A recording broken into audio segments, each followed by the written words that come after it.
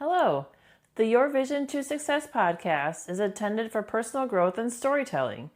If you are experiencing a mental health emergency, please dial 988.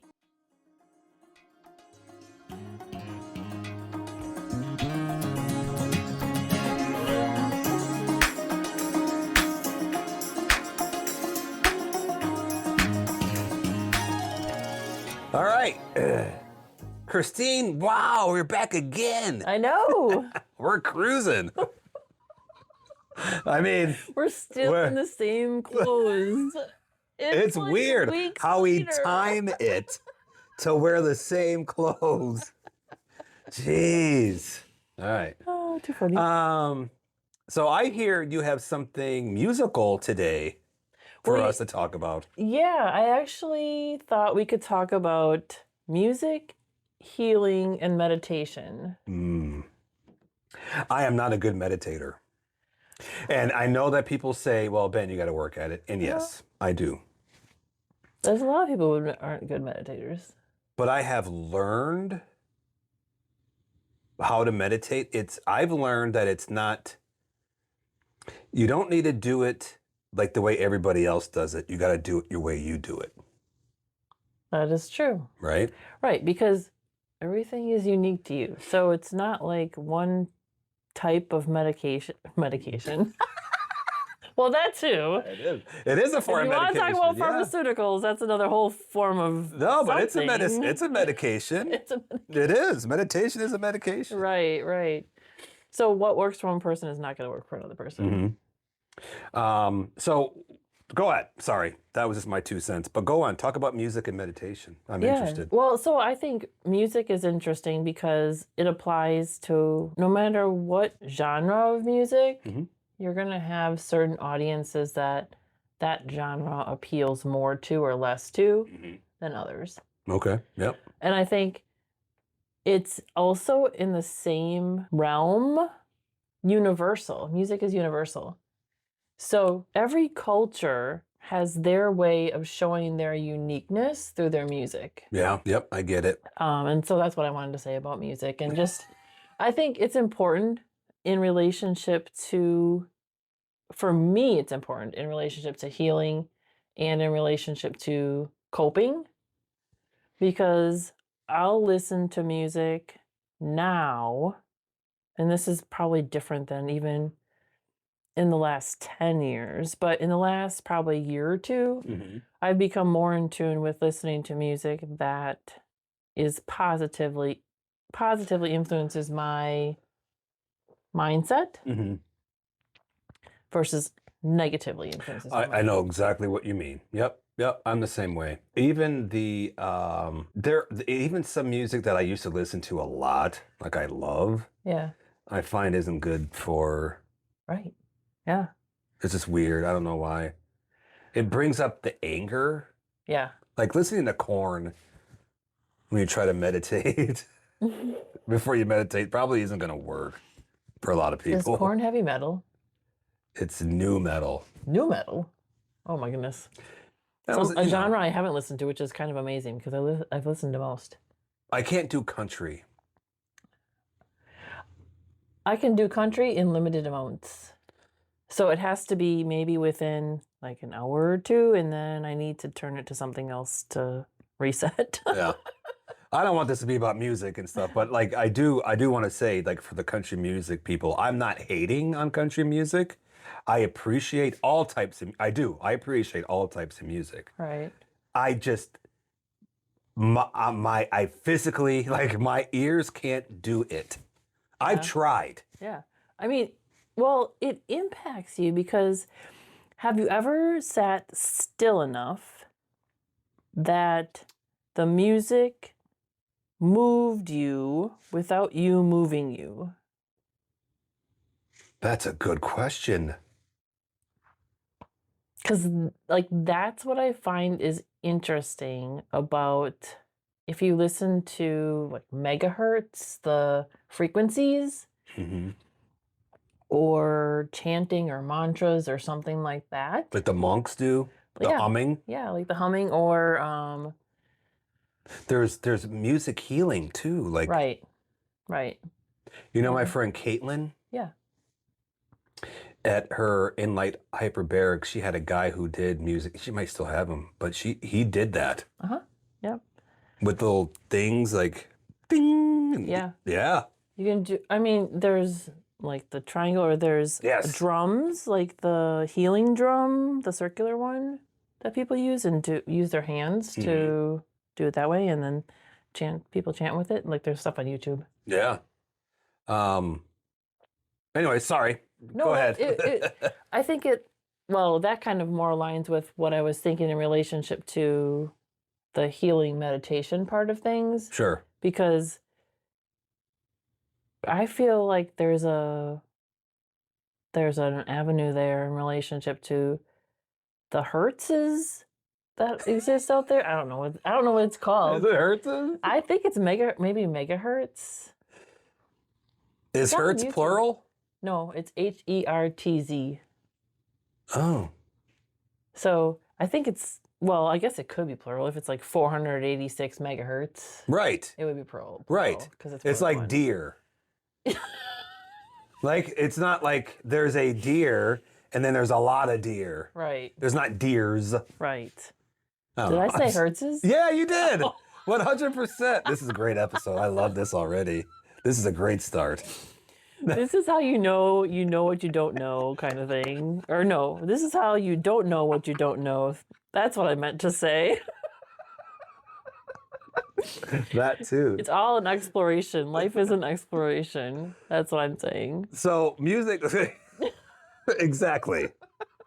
Yes. Anyways, I want to stick on music and meditation and why it's important for business owners. Like, why is that important? In my experience, the importance is when you take the time away from your business and you're intentional about taking the time away from your business and you do something creative. And I'm using healing, music, and meditation as an example. It might not be for everybody, but being intentional about taking that creative time away and that time that allows your creativity to come back is important, because I feel like the more you work, the faster you burn out if you don't take that creative time. Oh, I know about that. 100%. So What if, and I don't believe this, because I believe every entrepreneur, every small business owner has some sort of creative in them. But what do you say to the people who are like, well, I'm not creative. I have my business partner is the creative one. I'm just the numbers guy. What would you say to them? I would say if you're a numbers guy Or gal. or gal or whatever you choose to, or however you're born, however your humanity How do you shows up. identify yourself? Yes. There we go. The appropriate words. I feel like if your propensity is towards numbers, I feel like you're creative in a way that the way numbers show up for you is they create a story for the business in your mind. So, for instance, if you have like, I don't know, maybe 20 employees or something like that, and you don't have enough revenue to cover your expenses in relationship to their salaries. Yep. And your financial person, or if it's you look at the numbers and you say, literally, I don't have enough revenue to cover my expenses in relationship to wages. If you're a numbers person, you might be more creative with cutting other expenses, or you might be more creative with the way you cut. I see what you're saying. That You know what I just mean? because you're in numbers, you can still find creative ways that use numbers, or you can Right. still use numbers in a creative way Yes. that because- helps the business. Right. It's just how you're seeing it. Right. So it tells you a different story as a numbers person than it tells somebody who's not a numbers person. Yeah, I get it. So if I'm looking at it, I might just see we have to cut staff because I'm not necessarily a numbers person. Right. If somebody's been looking at numbers for 5-10 years, and that's where they're creative, they might say, well, what if we stagger who we're paying in order to keep all our employees employed right now? Yeah, I get that. It's not an easy decision. Mm-hmm. It's difficult decisions, but there's a source of creativity in relationship to how you deal with the problem. So having time for yourself, even if it's not music, Right. is still important. Right. To focus on that creative part. Right. Maybe your time to yourself is golf, or maybe your time to yourself is another sport you enjoy, or maybe it's the gym, or maybe it's, I don't know. I wouldn't necessarily advocate for Netflix binging, but people do it and they find relaxation in it. I just don't. So that's not my cup of tea, but there might be somebody else's cup of tea. Yeah. You know, so. And maybe somebody just wants to have a cup of tea. Right. Maybe it's tea time on Sunday afternoon. There you go. Or something like that. No, I dig that. No, that's a great, I never thought of it that way though. Like honestly, I never thought of, I've heard of, you've heard the, people getting creative with numbers, but you never really contribute that to actually a creative person. Right. You know what I mean? Right. At least I haven't. Right. And I think, well, my husband does fractional CFO work. So, and I can tell he has to be creative in his job. There's certain stressors that come with dealing with the finances in relationship to not dealing with the finances, because you're looking at bottom line, what's going to get paid, what's not going to get paid. Oh man, that's not for me.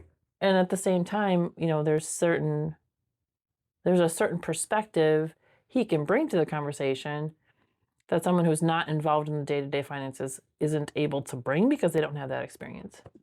Love it. That's why it's really important to have time for yourself. Yeah. Yeah. Because how do you reset? Right. And allow that creativity back in if you're burnt out? You don't. So, I see a lot of this too. And this is where meditation is best, because a lot of people take time for themselves and they Netflix and chill. And like you said, it might be okay, but you're not giving time for yourself. You're giving time to watch something. Yeah, that's entertaining you. Right. Yeah. Where it's not like you're really, really going back to the beginning. And what I mean by the beginning is up here. Right. Giving this a break. Right. And being in the present, in the now. Right. That's what meditation is supposed to be. Yeah. And I think showing up for yourself in that manner. Yes. I feel like it takes an extra amount of patience, because you can schedule yourself to the brink of scheduling, however you do it. But if you don't take that break, you never get that reset. 100%. Even if you're, like you're saying, is a Netflix thing, or if you're exercising, or if you're... The stimulation is still coming at you. Yes. And I think that some people's Zen is exercising, and that's up to them, And if they can clear their head and that's how the exercising helps them.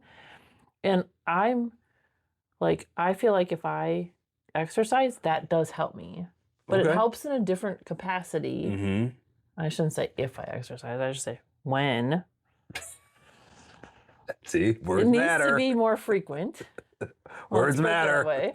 But in any case, I feel like it's good in relationship to the reset, and it resets in a different way. I getcha. Than the meditation does. Yeah. So maybe I should have titled my section Music, Exercise, Healing Meditation, and Quiet Time. How about resets? Yes, or your time. Right. Because that goes at your vision to your time. Oh, very good. That's creative. Right. No, but I know what you mean. Because I guess at the end of the day, whatever helps you calm your mind down. Right. I guess some people could Netflix and chill. And it does. Like some people sleep to TV shows, I do that. and I would never be able to. I Yeah. need it like silent, or I can do a fan, but I can't do a TV show because it engages my brain. Bernie and I are the same. Where Quincy, my son, and Angie are the same. Really? Where they can do a fan Uh-huh. and that's it. Yeah. Bernie and I need I just like to hear people. I like stories. Oh, okay. So I love Audible. I love listening to audiobooks. That really relaxes me. I don't know why. Mm-hmm. And I have great dreams sometimes. Well, that's good. That means you're getting good sleep. I think it Exactly. means that, unless Yeah, they're REM. nightmares, maybe. You get your REM. Yeah. Okay, We didn't even so talk about sleep. yeah, Well, we did a little bit in the first one, I think. sleep is good. We could talk about sleep. And this. I don't have anything more to say about it. Okay, really. that's fine. So what should people? I want to talk a little bit more about meditation because you have it on here. So, why is, and I kind of I touched on it, but why is meditation different than just taking a break? And I kind of touched on it already, but I want to reiterate it. Yeah, I feel like taking a break is more, in my brain, taking a break, you can deploy distraction in taking a break. And in meditation, you're really focused on the intentional decompression and disengagement from stimulus of whatever sort. Right. So Taking a break to me is like resting your body. Meditation is like resting your mind good point. and being but intentional about it. Right. And that's where it takes time to learn how to do it. Yep. So what would be your recommendation for a small business owner or whoever? How many times should they take a break? Like how frequent? Well, I guess it differs, but yeah, I think it differs, and of course I'm not a doctor, so I'm not that. But I think in relationship to taking a break, it's about awareness again. It's about balance. It's about when you can take a break too, to a certain extent. Like how far, what deadlines are you under? What work have you gotten yourself into that you have to get done? Because if you have so much work that you can't even disengage because your mind just keeps racing and ruminating, yeah. that's another whole dilemma, you know? I want you to give me a number. A number? Yeah. Oh my gosh. Go ahead. I don't even know what the statistics say. Because it's important. I think people need to, especially the workaholics, I'm not a workaholic, so I shouldn't say we, but workaholics, they physically think in their mind they can't stop. So yeah, that's a good point. You know what I mean? I would say if you can start with even 1 minute of intentional decompression and work your way to 5 to A 10 day? to 15. Yeah. Oh, I dig that. Heck yeah. I love that. Because then by the end of the week, you're at 5 minutes. By the end of the second week, you should be around 10, 12, or 14, depending on if you're counting 5 or 7 days. If you're a workaholic, you're probably counting 7 days. So, and if you have a day where you're feeling distracted or more burnt out, I would increase it. Yeah. You know what I mean? I agree. Because if you're more distracted or more burnt out, it's just showing you that you need that disconnect even worse than you thought you did. I love it. You heard it here, folks. 1 minute a day. Start with 1 minute a day. Even 30 seconds if you can't make it to A minute. Anybody can do a minute. I would hope so, but you never know. So I'm not making any assumptions. No, I know.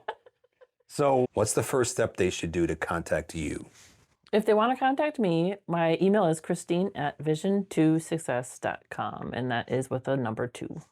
And what do they say? Do they just type, hey, I want to focus more on myself. Help me, Christine. They can say that. Just say, hey, I want to connect for 30 minutes or 15 minutes or 5 minutes. It can be a phone call, you know? I mean, if they want to connect with a phone call, just leave your phone number in the email and I'll give you a call. We can schedule a time, or I'll email you back to schedule a time, depending on how busy your schedule is and whether it needs to be more concrete versus informal. Yeah. And it's a 30-minute free consultation, correct? Yeah. Awesome. Yep. Where can they find you, though? YouTube, Instagram, Facebook, and I am on LinkedIn as Christine-Conan-MBA. Awesome. All right. Well, thank you, Christine. Yeah, we'll see you next time. Sounds good. The Your Vision to Success podcast is intended for personal growth and storytelling. If you are experiencing a mental health emergency, please dial 988.